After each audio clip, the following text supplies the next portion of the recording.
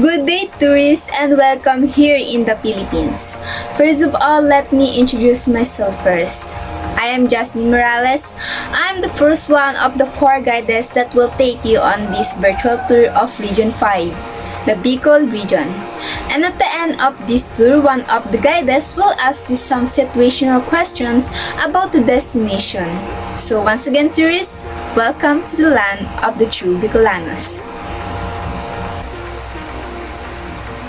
So our first destination was in the Albay province, and its capital was the Legazpi city.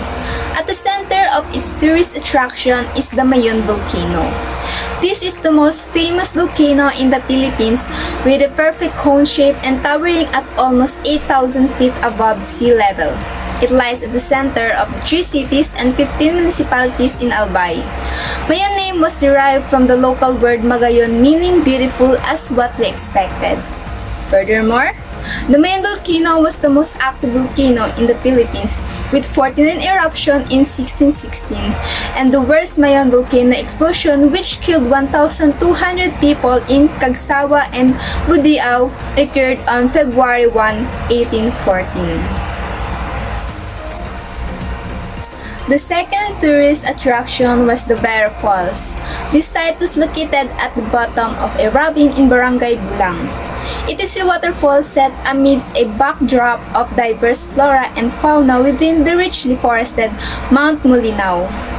It is a cascade of water which drops 25 meters into a clear, crystal blue lagoon. Kawa-Kawa Hill, the third tourist attraction here in Albay province. It is a very unique hill because of its concave or crater top instead of the usual convex or rounded one. The word Kawa-Kawa name was derived from a shape that resembles a kawa or a cauldron. Its crater summit spans 6 hectares and has been linked to an amphitheater. That is why it is also referred to as the hill without a hilltop. The Kawa-Kawa Hill slopes are planted with dinurado, in Tagalog terms, a high-quality mountain rice. They are also planted with pineapples and vegetables to promote their agricultural and environmental awareness. In Kawa-Kawa Hills, there is also a statue depicting the 14 stations of the cross, decorating its last 500 meters to the crater and all around its 836-meter rim. So for the festival in Albay province, there are the Magayon Festival. This festival honors the beauty of Mayons, hence the term Magayon, a local term that means beautiful. Various activities such as agricultural product displays and trade fairs, cooking shows, cultural events, street parades, photo arts exhibits, sport events, and many more. It commemorates the Albayan way of life and Thanksgiving for the abundant harvest of the land. And the Ibalong Festivals. It is a non-religious festival that celebrates the epic story of Ibalong, who was accompanied by the 3 legendary heroes, namely Baltog, Handyong, and Bantong. Locals parade in the streets wearing masks and costumes to imitate the appearance of the heroes and villains, portraying the classic battles that made their way into the history of Bicol. This is done to express warmth and goodwill to everyone. So our next destination was in Catanduanes province, where its capital was Birac. And for its tourist attraction, there is the Binurong Point. This site offers visitors an amazing green landscape and breathtaking cliffs overlooking the Pacific Ocean. In order to reach the site, visitors must do a little trekking. But locals believe that this place is enchanted, so that's why it is used to be forbidden. But due to the effort of tourists and locals, it became open again in public. And for the second tourist attraction was the Bato Church. It is the first to admit visitors to the town of Bato. It is the only remaining structure of its kind on the entire island. It was able to retain its massive structure made of mortar and coral stones. Despite the test of time, wars, and natural calamities, it took 53 years. from 1830 to 1883 to build it under 6 different parish administrations. Pururan Beach, the third attraction here in Catanduanes, is a site that is popular for its surfing area. It is perfect for tourists who love surfing and it offers a magnificent view of mountains and coves. It is mostly visited by Puto enthusiasts because of the grand view of the sunrise in this area. It is also known as a place for relaxation, communing with nature, rejuvenation, and serenity. For the festival in Catanduanes, there are the Katandungan Festivals. This festival is held to commemorate the province's independence from Albay. Pantomime dance, beauty pageant, agro-trade fair, sport fest, guided tour, surfing cup, and art photo exhibits as tribute to its founders. And the Dinahit Festival. This is held in the town of Pandan to celebrate the native sailing vessels used by the Austronesians to travel across the ocean called Dinahit. The celebration includes street dancing, beauty pageant, trade fairs, and different contests such as carbo race and boat race. Camarines Norte, Daet, Bagasbas Beach. This site is known for its long and wide expanse of fine gray sand. It is also famous among surfing enthusiasts because during clear but windy days, the big waves that roll in from in the Pacific Ocean are perfect for surfing. Museo Bulawan. This site houses collections ranging from archaeological artifacts, memorabilia of heroes, periodic exhibit artworks, and many others. It gives visitors a glimpse of the many faces of life, culture, and beauty of being an inhabitant of province. Cantayog Festival. It is a historical festival commemorating the erection of the first Rizal Monument. It is also centerpiece of the celebration, held simultaneous with the foundation anniversary of the province. Palong Festival. It is a festival celebrated to express the locals' gratitude for the abundance of ornamental plants known as rooster combs or palong manok. It is celebrated known through street dancing and agro-industrial fairs by the natives. Ay buntag, kaniyan tanan. It means good morning everyone.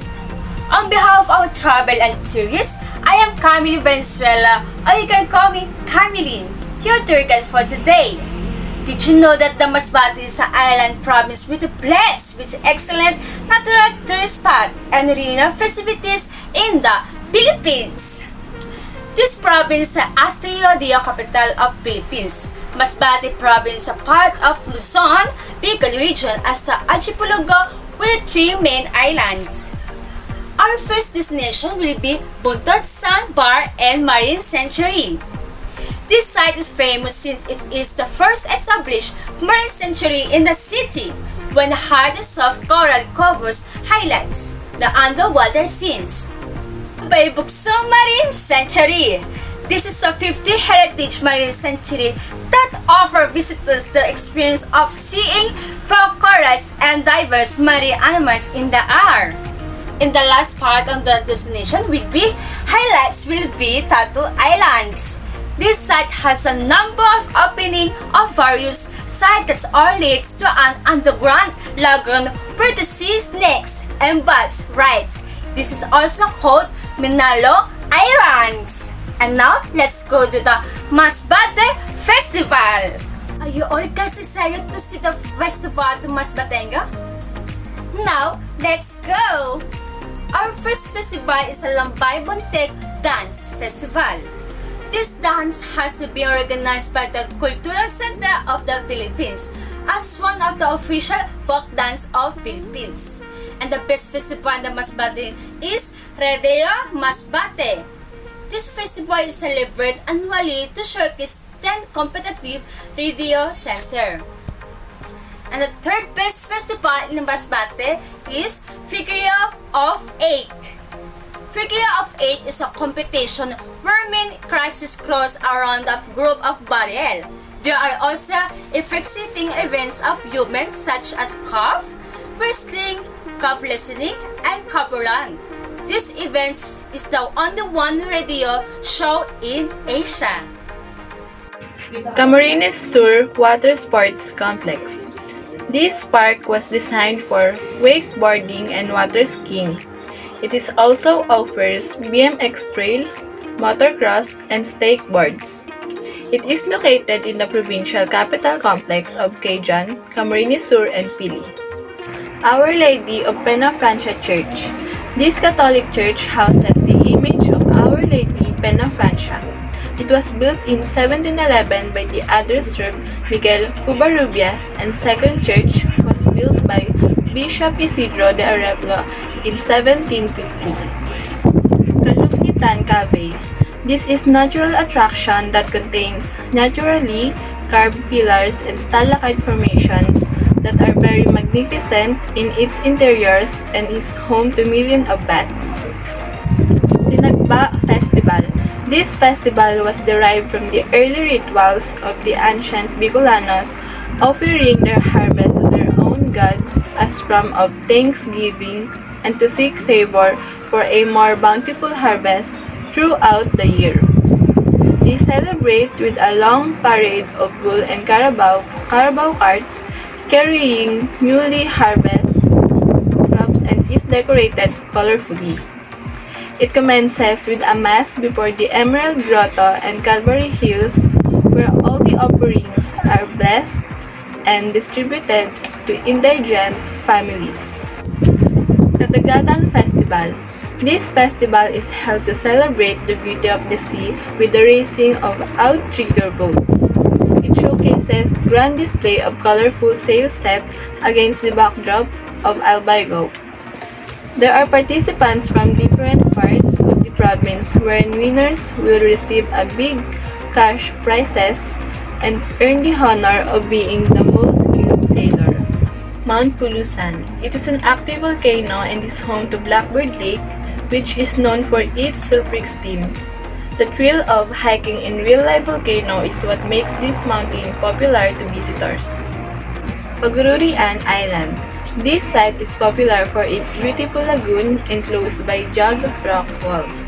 It offers a secluded and private area for people to swim and relax. It also has numerous mangroves that provide shade for visitors. Kasangayahan Festival. This festival is commemoration of declaration of Sorsogon as a province. It showcases as the property of local products, including products from the pili tree and other agricultural products, which is one term Kasangayahan means. Pili Festival. This festival features pili products since these are bountiful in Sorsogon and in the rest of the Bicol region. There are dance performances by young men and women that showcase different products made from the pili tree. So see you all stories. Are you all excited? Yes! Now, let's start. Questions number 1. Mr. James, a professional surfer looking for a good place to relax and unwind with a good surfing area. Which tourist destination in Catanduanes should we go? Puraran Beach in Catanduanes. Very good. Questions number 2. A Mr. Lee wants to go see non-religion festival in Albay. Which of their festival would Mr. Lee like be fond of? Ibalong Festival in Albay. Correct! Questions number 3. On Anna's 18th birthday, she wants to see the most beautiful and most historic lighthouse on the eastern side of the entrance to Sorsogon Bay. Where should she go? Bagatao Island Lighthouse. Thank you for response. Questions number 4. Brian and his friends wants to go to the water sports with the different activities that can be done. He also knows as one of the best tourist spots in Camarines Sur for water sports in Indonesia. Camarines Sur Water Sport Complex. Very good, everyone. Next is questions number 5. What the best festival in Masbate is celebrated annually to showcase 10 competitive? Radio Masbateño. Very good, everyone! The last 3 questions is, Nicole wants to take a vacation to see unique designed swimming pool and Rice wants to taste Filipino delicacy. Answer is Pineapple Island Resort. very good, everyone. Thank you for the response and for the destination.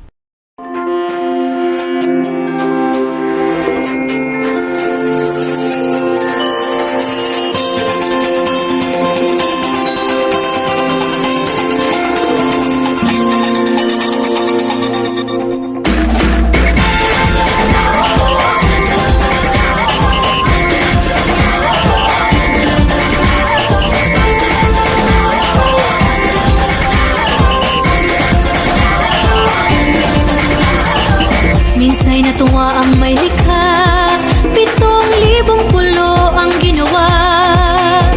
Mga hiyas na inilatag sa malasot lang dagat. At ang bayan niyang pinili, nasa dulo ng bahaghari. Kaya't 1,000 kulay ng aking kumakaway. Piliin mo rin ang Pilipinas, kapulo ang kwintas ng perlas. Piliin mo, yakapin mo, kayamanan niyang litas. Piliin mo ang Pilipinas.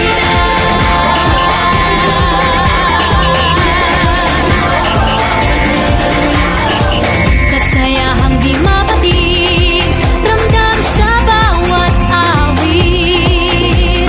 Sama sisiglang inda, mga puso'y lumilipad.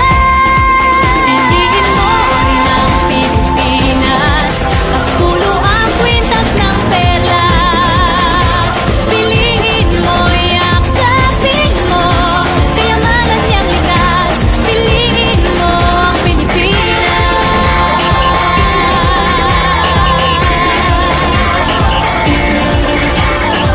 At ang ngiti ng may kapal, taglay ng bawat nilalang. May lambing na dumuduyan sa buong pakiramdam. Piliin mo rin ang Pilipinas, kapulo ang kwintas ng perlas. Piliin mo, yakapin mo, kayamanan niyang likas. Piliin mo ang Pilipinas. Dito ay tinadhana, araw-buwan at mga tala. Ganap na magniningning, kailan may di magdidilim. Yeah, if you know what I'm talking about. Suitcase in the house with the party sound. First choice, first love, if you ask the crowd. Come on, shout it out. Everybody's gonna dance to this. I see the whole world party in the Philippines. Now with Angelique, info bueno on the TV screen. This is like a samba from the to Manila with the hitting and drums. Yeah, she shake it up and dance it like no more drama. And check the women, she's Philippines, throwing a dot. The world keeps talking, but we ain't walking. We keep on dancing, that's how we rock it. 7,107 islands of DDC, pieces of heaven. Piliin mo rin ang Pilipinas. Piliin mo rin ang Pilipinas. Piliin mo